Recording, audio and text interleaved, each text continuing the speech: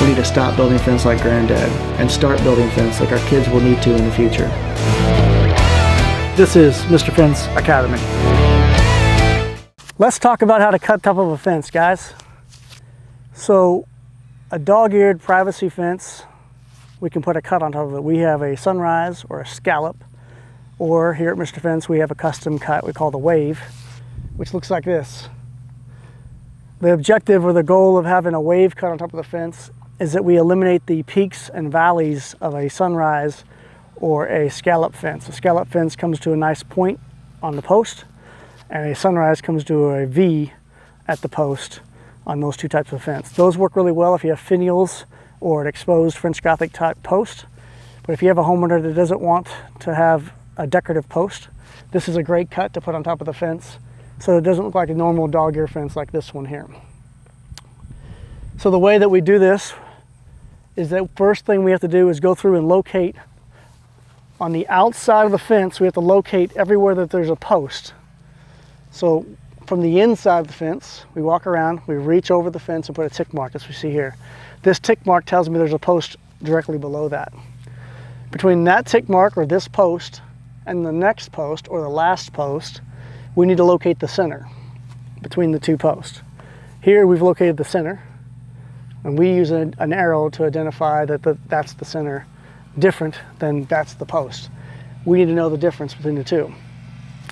Once we have that marked on the entire fence line, then we need to come back through and measure from the top of the picket down. In this case, we want to be 7 inches above the top rail, and then put a screw in there. Over here, we want to be 6 or 1 inch above the top rail and put a screw in right there. You can play with these numbers. This could be 6 or 5 depending on how much cut you want to have in the fence. This particular fence is a very custom height. It's 4 foot 4 inches to the tallest part of what she's looking for. So I don't want to confuse you and tell you what that dimension exactly is, but as a rule of reference, we're looking for a 6-inch transition. We want to be 1 inch above the rail. So if I look through the crack, I'm going to see the rails right there, and I have my screw 1 inch above that. Once we have all these screws in, on down the line, then we're going to weave the PVC pipe between the screws. So I'll just pull my pipe out and weave it in there real quick. So this is 1/2 inch conduit. 1/2 inch seems to work really well.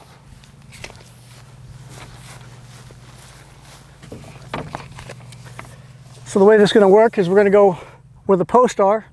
We go over the screw, then under the screw, and we just weave it.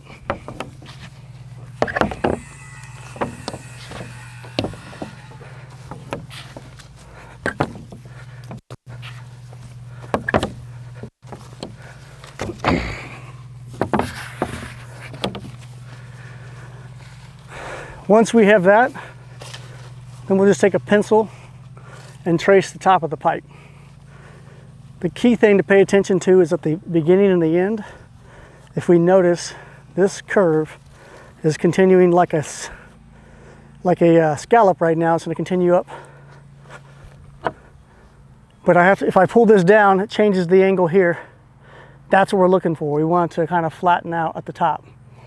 So big difference here to there. So you're going to have someone hold it down, then mark that, trace that pipe. Once you get done tracing that, then we just use a circular saw and follow that mark and cut it all off. It's just that easy.